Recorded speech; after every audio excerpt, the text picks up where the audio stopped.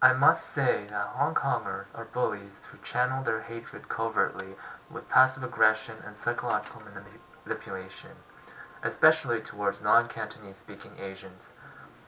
They will take any means necessary to conceal their hatred and straight up lie to your face if you confront them directly about whether or not they have a problem with you. To your face, they will praise and flatter you to gain your trust, but in their minds I have found that they hold the intent to ruthlessly exploit that trust once it has been obtained, all the while taking every opportunity to stab you in the back without hesitation. What I find to be especially revulsive is their irrational animosity towards mainlanders. I feel like Hong Kong has journalists on patrol 24/7, stalking mainlanders, waiting to pounce at even the slightest annoyance caused by mainlanders, such as suitcases blocking the way. While I do admit that there are mainlanders who lack manners and sometimes exhibit uncivil behavior, that is not unique to mainland Chinese, as this occurs amongst people of the countryside, American tourists, and in other cosmopolitan cities such as San Francisco or Paris. This reflects a gross double standard where if an American was caught eating on the subway, a Hong Konger would politely notify the American that eating is not allowed, whereas if it were a mainland Chinese, the surrounding Hong Kongers would yell, cause a scene, and post it on social media. This leads to the conclusion that Hong Kongers despise mainlanders just because they are from the mainland and not because of their ignorance of the rules and social customs. Why do these Hong Kongers who indulge in hypocrisy harbor such deep-seated hatred for mainland Chinese? It all has to do with Britain's separation of Hong Kong from the mainland. The possible reasons that I can think of are the liberal capitalism implemented by the British brought about economic prosperity for Hong Kong while the mainland languished in poverty under communist rule. This led Hong Kongers to view their mainland brethren with disdain. Now the roles are reversed as rich mainland Chinese tourists swarm Hong Kong like locusts, as Hong Kongers would call them. Hong Kongers are just jealous and would only be content if mainlanders remained as poor as they used to be. Hong Kongers were taught manners under British administration, whereas the majority of mainlanders were not. So now Hong Kongers look down on mainland Chinese for being uncouth in the same way the British look down on Americans. Like I have mentioned before, this is a gross double standard as the whole white worship in Hong Kong is palpable. Whites receive higher pay, are appointed managerial positions, and treated with respect just because they are white.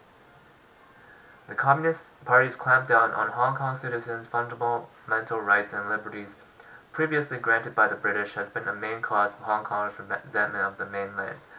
Now, for some reason, the resentment of China's ruling political party has become associated with Mandarin, which isn't even the mother tongue of a lot of mainlanders since they speak a dialect in the region in which they grew up. Mandarin is the de facto lingua franca of China, just like how English is in the UK, where Gaelic, Welsh, and Scots are spoken. So Hong Kongers hate the language of the Communist Party of China for taking away what the British gave them, which is fair enough, but what is irrational is their pride of Cantonese, a dialect that is also spoken in China's Guangdong province. What we have here is Hong Kongers' ungratefulness of everything that Great Britain gave them. After 150 years of British rule, Hong Kongers continue to speak Cantonese as their mother tongue and speak English at a level that is worse than many mainland immigrants in America. On the other hand, Singapore, another British colony in Asia, is inhabited by native citizens of an Asian ethnicity who speak English as their first language.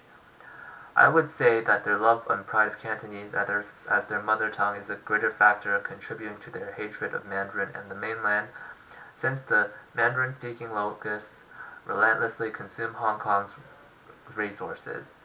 Shenzhen is used to be a Cantonese-speaking city that is literally right across the Hong Kong border, and I assure you, if someone from a city in Guangdong tries hard enough to imitate a Hong Konger, he could easily pretend to be one of them. It is incredibly obvious that Hong Kongers are just upset that Cantonese is on the verge of extinction as Mandarin increasingly gains economic and political clout.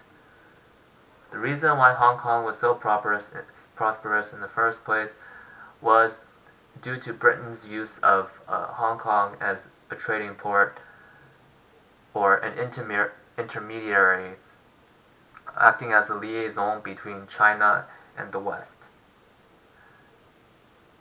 This is why Cantonese, which is also the mother tongue of mainland Chinese people in Guangdong, has nothing to do with Hong Kong's status as a top Asian financial center. Now they continuously protest for the rights and freedoms that Great Britain gave them, acting like a bunch of hypocrites as they still speak a Chinese dialect amongst themselves in what it seems like an attempt at linguistic preservation. Now stop with this Hong Kong is not China nonsense as you keep violating the principles that you have set up for yourselves in a show of hypocrisy that is far beneath the uncivil mannerisms of mainlanders. Britain gave you a Western liberty to some extent, and what have Hong Kongers done with that liberty? Continue to act Chinese by speaking Cantonese and adhering to Chinese culture, whilst indulging in Western rule of law, expectations of polite conduct, and the economic successes of capitalism. Now that Britain has handed over Hong Kong back to China, Hong Kongers beg and cry for independence since reunification with Britain seems no longer possible, just so they can keep speaking a Chinese dialect, write to each other in Chinese characters, and govern themselves just like any person in Guangdong province would. Now what does this mean? It means that Hong Kongers are just as Chinese as their mainland counterparts from a personality standpoint. They act with manners for the sole purpose of maintaining their face and nothing else, because they would not dare to act as uncivilized as their mainland brethren for the fear of losing face. Similarly, the greed and money worship in China is more or less the same in Hong Kong.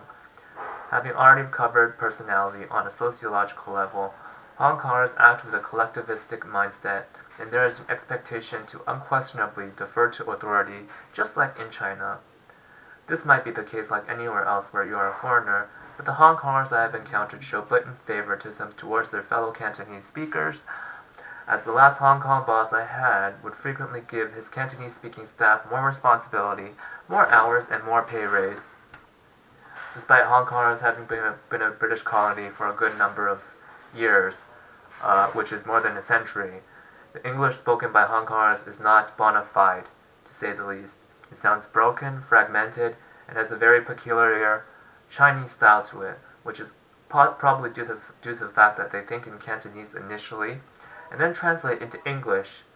Ultimately, the conclusion to be had here is that Hong Kongers are nothing more than a Cantonese breed of Chinese that had enjoyed the luxuries of British rule, while their Cantonese brethren in Guangdong and other mainlanders suffered.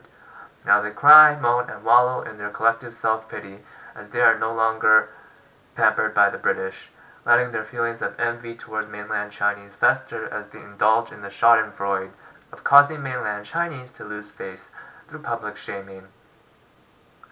In conclusion, Hong Kongers are hypocrites who possess a personality that is no different from the mainland Chinese. They hold in disdain and contempt.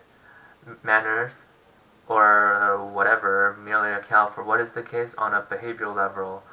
But in mind and spirit, Hong Kongers love face, status, and money just like any other Chinese.